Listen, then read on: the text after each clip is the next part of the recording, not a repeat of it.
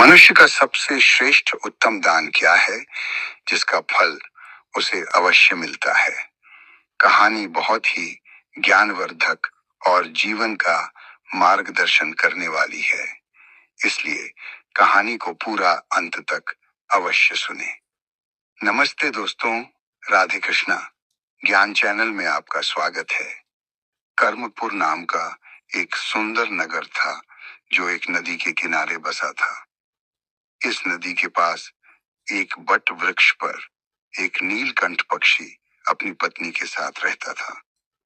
एक दिन की बात है, नीलकंठ और उसकी पत्नी भोजन कर रहे थे। तभी नीलकंठ की पत्नी की नजर एक बुजुर्ग किसान पर पड़ती है जो एक पेड़ के नीचे बैठकर भोजन करने जा रहा था। तभी वहां पर एक भूखा भिखारी आता है और उस बूढ़े किसान से भीख मांगने लगता है। उस बुजुर्ग किसान ने खुद खाना न खाकर उस भिखारी को दे दिया। तब नीलकंठ कहता है, प्रत्येक मनुष्य अपने जीवन में कुछ ना कुछ दान करता है। कोई भोजन, कोई वस्तु, तो कोई धन दान करता है। लेकिन प्रिय, क्या तुम्हें पता है कि सबसे अच्छा दान क्या होता है? सबसे अच्छा दान और उत्तम दान क्या होता है? कौन सा दान करने से हमें पुण्य की प्राप्ति होती है?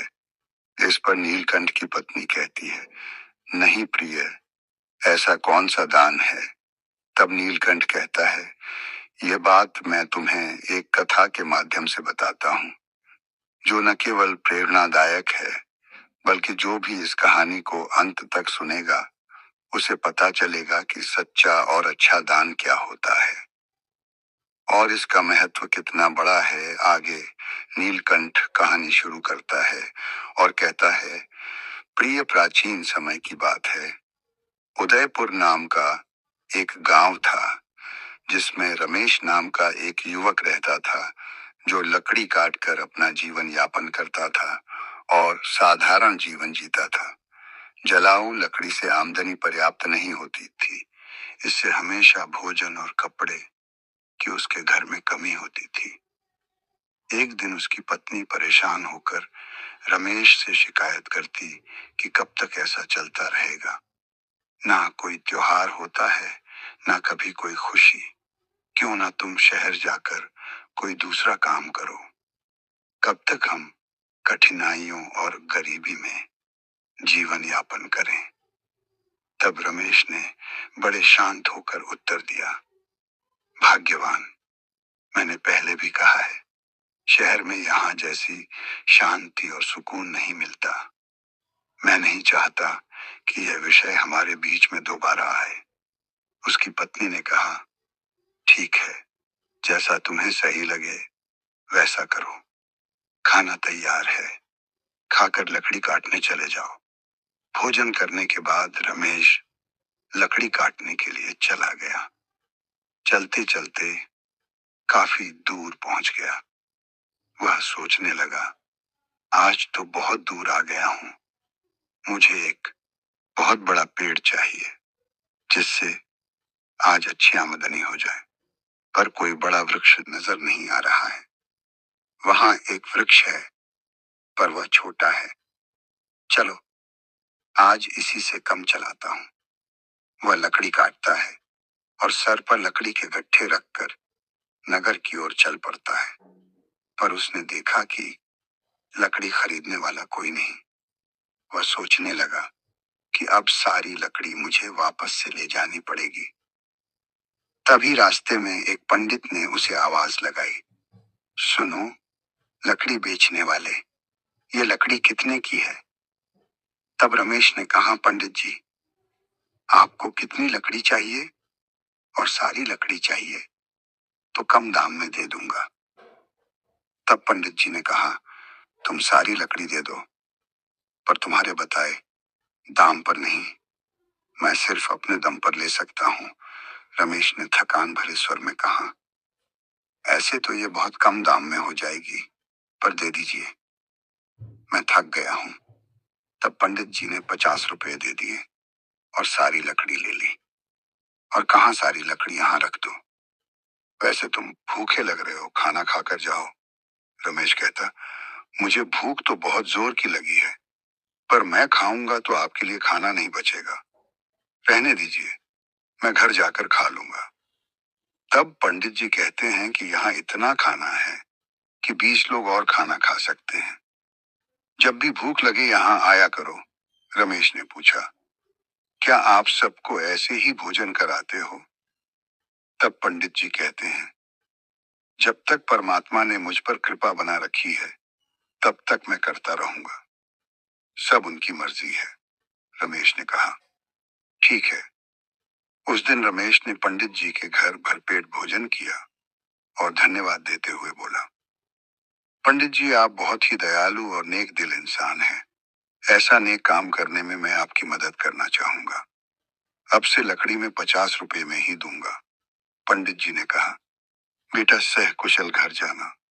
रमेश ने सारी लकड़ी पंडित जी को 50 रुपए में दे दी और घर की ओर निकल गया। घर पहुंचते ही उसकी पत्नी ने पूछा, आज इतनी देर क्यों हो गई? क्या आज अच्छा सौदा मिल गया? 2 पैसे। रमेश कहता है, सौदा अच्छा तो नहीं था, केवल 50 रुपए मिले। ये लो। उसकी पत्नी ने आश्चर्य से पूछा, क्या तुम केवल 50 रुपए दे रहे हो? मैंने सोचा था कि आज तुम दोगुना कमा कर लाओगे, पर तुमने तो आधे ही रुपए दिए। तो तुम इतनी देर कहाँ थे? क्या कर रहे थे? तब रमेश ने कहा, मैं लड़कियां बेचने गया था, लेकिन खरीदने वाला कोई नहीं मिला। पास के गांव में एक श्याम नाम के पंडित के यहाँ चला गया। उनके यहाँ जो भी जाता है, वह उन्हें प्यार से भोजन कराते हैं। ऐसे व्यक्ति के लिए हमें कुछ करना चाहिए। उसकी पत्नी ने पूछा, हमेशा खाना खिलाते हैं? फिर तो वह बहुत ही अमीर होंगे, नहीं तो इतने लोगों को खाना कैसे खिलाते हैं? रमेश ने कहा, वे इतने अमीर नहीं हैं, वह अच्छी भावना रखते हैं और उस नगर के पुजारी हैं। मैंने उनकी मदद के लिए कहा कि मैं लकड़ी हमेशा 50 रुपए में ही दे दूंगा। उसकी पत्नी ने कहा, अगर तुम हर दिन 2 कट्ठा लकड़ी नहीं काटोगे तो घर कैसे चलेगा? बताओ। रमेश ने उत्तर दिया, मैं अपनी पूरी कोशिश करूंगा और जो भगवान की मर्जी होगी वह होगा। आज मैंने उनके घर खाना खाया है, एक दिन तुम्हें भी वहां ले चलूंगा। इस प्रकार रमेश हर रोज लकड़ी काटता और पंडित जी को 50 रुपए में ही लकड़ी बेचता। एक दिन पंडित जी खाना खाने बैठे ही थे कि बाहर से आवाज आई, पंडित जी लकड़ी लाया हूं, ले लीजिए। तब पंडित जी बाहर निकले और बोले, रमेश मैं तुम्हें 50 रुपए नहीं दे सकता, तुम लकड़ी ले जाओ। तो रमेश बोला, लकड़ी यही छोड़ देता हूं, पैसे आप मुझे कल दे देना। मुझे बहुत जोर से भूख लगी है, क्या तुम मुझे भोजन करा सकते हो? वैसे भी आप सबको खिलाते हो। पंडित जी ने मुस्कुराते हुए बोला, क्यों नहीं रमेश, पहले अपने हाथ मुंह धो लो, तब तक मैं भोजन की व्यवस्था करता हूँ। पंडित जी ने घर के अंदर जाकर यह बात कही। पत्नी बोली, आपने ऐसा वादा क्यों किया? हमारे घर में खाने के लिए कुछ भी नहीं बचा, सिवा उसके जो मैंने अभी आपके लिए भरोसा है। पंडित जी की पत्नी बोली, इस समय हम रमेश को खाना कैसे कराएं? सारा खाना खत्म हो चुका है। क्या आपको ये नहीं पता? पंडित जी बोले, अरे इसमें कौन सी बड़ी बात है, तुमने जो खाना परोसा है वह रमेश को दे दो, रमेश के लिए पर्याप्त है। मैं सोच रहा हूं कि आज उपवास। पंडित जी की पत्नी बोली, तुम बताओ, ऐसा कितनी बार करोगे? जब हमारे पास खुद के लिए भी पर्याप्त नहीं है, तो दूसरों के लिए इतना क्यों करते हो? ये सब कहाँ से आएगा? पंडित बोले, ईश्वर सब देते हैं। पहले रमेश को भोजन खिलाओ मित्रों। पंडित जी ऐसे ही सबको भोजन कराते थे, भले ही उनके पास खुद के लिए भोजन ना हो। एक दिन लकड़ी काटने के लिए रमेश जंगल गया। उसने सोचा, जंगल के पास के सारे पेड़ पहले ही काट चुका हूँ, मुझे जंगल के अंदर जाना चाहिए। पर जंगल के अंदर जाना थोड़ा मुश्किल लग रहा है, इतना अंदर मैं कभी नहीं गया हूँ। यहाँ जंगली जानवर हो सकते हैं, अगर मुझे कुछ हो गया तो क्या होगा? ये सोचकर वह जंगल के भीतर डरते डरते चला गया। वह बहुत भीतर चला गया, लेकिन कोई उपयुक्त पेड़ नहीं मिला। अचानक उसे एक बड़ा पेड़ मिला। उसने सोचा, यह शाखा तो काफी मजबूत है, इसे काटूं तो 3 कट्ठा लकड़ी बन जाएंगे। पहले ही काफी देर हो चुकी है। यह सोचकर वह पेड़ पर चढ़ गया और जाकर शाखा पर बैठ गया और उसी को काटने लगा। शाखा बहुत बड़ी थी, इसलिए काटने के बाद वह बगल के पेड़ और एक छोटे टीले के पास गिर गया। तब अचानक वहां एक साधु प्रकट हुआ और बोले, मेरी तपस्या किसने भंग की? लगता है यह तुम ही थे। साधु क्रोध से भर गया और बोला, मैं तुम्हें श्राप देता हूं कि तुम कुत्ता बन जाओगे। रमेश घबरा गया और बोला, महाराज मुझे माफ कर दीजिए, मुझे नहीं पता था कि आप यहाँ तपस्या कर रहे हैं। साधु बोला, मैं यहाँ बरसों से तपस्या करते आ रहा हूँ। तुमने मेरी तपस्या तोड़ी है, इसलिए तुम इस पाप के भागीदारी हो। रमेश बोला, मैं रोज लकड़ियां काटने आता हूँ और उन्हें बेचकर अपनी आजीविका चलाता हूँ। मैंने जानबूझकर ऐसा नहीं किया है। कृपया इस श्राप को वापस ले लीजिए। यह सुनकर साधु का गुस्सा थोड़ा शांत हुआ। तब वह रमेश से बोला, मैंने जो श्राप दिया है वह वापस लेना संभव नहीं है, लेकिन एक उपाय है जिससे तुम श्राप से मुक्त हो सकते हो। रमेश ने पूछा, कृपया मुझे उपाय बताइए। महाराज, मैं श्राप से कैसे मुक्त हो सकता हूँ? साधु बोला, तुम 2 ऐसे लोगों को ढूंढो जो सबसे अच्छा दान करता है। उनका बचा हुआ भोजन करने से तुम्हारा श्राप धीरे धीरे समाप्त होने लगेगा। जब तुम काले से धीरे धीरे सफेद होने लग जाओगे और जब पूरे तरीके से सफेद हो जाओगे तो तुम्हारा श्राप समाप्त हो जाएगा। रमेश, महाराज में अपनी पत्नी का सहारा हूँ। मैं लकड़ियां बेचकर लाता हूँ, उससे मेरा गुजारा होता है। अब मैं कुत्ता बन गया हूँ, तो मेरी पत्नी का क्या होगा? साधु बोला, चिंता मत करो, ईश्वर तुम्हारी मदद करेगा। जब तुम्हारा श्राप टूटेगा, तुम्हारा जीवन सुखी हो जाएगा। तुम्हें धन्य धान्य और ऐश्वर्य की प्राप्ति होगी। इसके बाद रमेश वहां से चला गया और धीरे धीरे वह कुत्ते के रूप में परिवर्तित हो गया और श्राप से मुक्त होने के लिए रमेश यात्रा में निकल गया। जैसा साधु ने कहा, मुझे सबसे अच्छा दान करने वाले कहाँ मिलेगा? फिर सोचता है, हाँ, एक व्यक्ति तो पंडित जी है जो बहुत ही उदार और भले व्यक्ति है। मैं सबसे पहले उन्हीं के पास जाता हूँ। रमेश कुत्ते के रूप में पंडित जी के घर पहुंचता है। पंडित अपनी पत्नी से कहते हैं, चलो, अच्छा हुआ आज मैं बिना बाधा के सभी मेहमानों को भोजन खिला पाया। सच में भगवान की कृपा है। पंडित के भोजन करने के बाद उनकी पत्नी ने बचे हुए भोजन को बाहर फेंक दिया। रमेश कुत्ते के रूप में वहां पहुंचा और कुत्ते के रूप में उसने बचा हुआ भोजन खा लिया और भोजन खाते ही उसका आधा शरीर सफेद हो गया। रमेश खुशी से कहता है, मुझे पता था कि पंडित जी बहुत ही दयालु व्यक्ति है। आधे श्राप से मुक्ति मिल गई। मुझे पूरी तरह मुक्त होने के लिए किसी और को ढूंढना होगा। यह सोचते हुए रमेश आगे बढ़ता है और वह सोचता है कि अगर मैं इस श्राप से मुक्त हो गया तो मैं सुख, समृद्धि और शांति से अपना जीवन यापन करूंगा। ऐसा सोचते हुए वह दूसरे व्यक्ति की तलाश में निकलता है। एक दिन वह सोहन नाम के एक युवक को हल जोतते हुए देखता है। रमेश कुत्ते के रूप में उसके घर के सामने बैठ जाता है। तभी रामू नाम का व्यक्ति वहां से गाय लेकर जाता है। वह 2 व्यक्ति को बातें करते हुए सुनता है कि सोहन बहुत ही अच्छा व्यक्ति है, वह मुझे ही नहीं वह अन्य व्यक्ति को भी गाय दान कर रहा है। रमेश यह सुनकर सोचता है कि आज मुझे श्राप से मुक्ति मिल जाएगी। सोहन भी पंडित जी जैसे दानी होंगे। अब देखता हूँ वे कब भोजन करेंगे। रमेश बहुत देर तक इंतजार करता रहा। सोहन ने भोजन किया और पत्तल बाहर फेंक दिया तो उसने उसकी जूठन खाई, लेकिन यह देखकर वह हैरान रह जाता है। वह कहता है, अरे मेरा शरीर का रंग नहीं बदला। सोहन ने तो गाय का दान भी किया था, पर यह क्यों नहीं हुआ? मुझे कुछ समझ नहीं आया। थोड़ी देर बाद रमेश वापस पंडित जी के घर के बाहर आकर बैठ जाता है। वहां उसने दो युवकों को बात करते हुए सुनता है।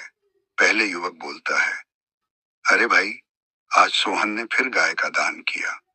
दूसरा बोला, हाँ, वह चाहे कितना भी बड़ा दान करे, लेकिन हमेशा नगर के बाहर वालों को ही दान करता। सच जानोगे तो हैरान रह जाओगे। उसकी सारी गाय 2 महीने से अधिक दूध नहीं देती है। पहले युवक हैरानी से चौंक कर बोला, क्या अगर वह ऐसा करता तो उसे अवश्य ही पाप लगेगा। हमारे राजा की तरह कोई नहीं कर सकता। वह बहुत ही महान दानी है। 1 हफ्ते से खाना बांट रहे हैं और कल आखिरी दिन अन्नदान के साथ वस्त्र दान भी करेंगे।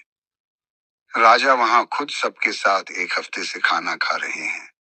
कभी उनके जैसा परोपकारी देखा है? कहीं। अरे ये तो कुछ भी नहीं। उन्होंने अपने गांव में अच्छी सड़कें बनवाई हैं। गांव में कुएं और तालाब खुदवा दिया है। सच में उन्होंने हमारे लिए बहुत कुछ किया है। ऐसा धर्मात्मा मैंने कभी नहीं देखा। यह सब सुनकर रमेश के मन में ख्याल आया, मुझे तुरंत राजा के पास जाना चाहिए। वह राजमहल में नहीं बल्कि लोगों के साथ खाना खा रहे हैं। इस अवसर का लाभ उठाना चाहिए। अगले ही दिन रमेश वहां पहुंच गया जहां राजा भोजन करा रहे थे। वहां उसने राजा को कपड़े बांटते हुए देखा। वह सोचने लगा, राजा कितने महान हैं। वह भोजन देने के साथ साथ सभी को वस्त्र भी बांट रहे। मैं जिन अच्छे लोगों को देख रहा था, निश्चय ये वही व्यक्ति है। मुझे राजा के भोजन करने का इंतजार करना चाहिए। राजा के भोजन करने के बाद सैनिक उसकी पत्तल को बाहर फेंक देते हैं जिस पर राजा ने खाना खाया था। यह देखकर रमेश बाहर गया और उसने पत्तल में बचा हुआ खाना खाया और यह देखकर वह चौंक गया। उसने कहा, अरे यह क्या? इतने दयालु राजा का भोजन करने के बाद भी मेरा रंग नहीं बदला। यह श्राप तो किसी दूसरी वजह से लग रहा है। मुझे तुरंत उसे साधु के पास जाना चाहिए जिन्होंने मुझे यह श्राप दिया। रमेश उस स्थान पर पहुंचता है जहां साधु मौजूद थे। वह साधु को प्रणाम करता है। साधु उसे निराश देखकर पूछते हैं, क्या हुआ रमेश? ऐसा लगता है कि अभी तक तुम्हें एक ही सही व्यक्ति मिला है। तुम्हारा केवल आधा रंग ही बदला है। क्या तुम्हें और कोई नहीं मिला? श्राप मिले हुए भी काफी समय हो गया। रमेश कहता है, महाराज, पंडित जी का खाना खाकर मैं आधा ठीक हो गया। इसके बाद मैंने उनसे भी बड़े दानी लोगों को देखा, लेकिन उनके खाने का कोई असर नहीं हुआ।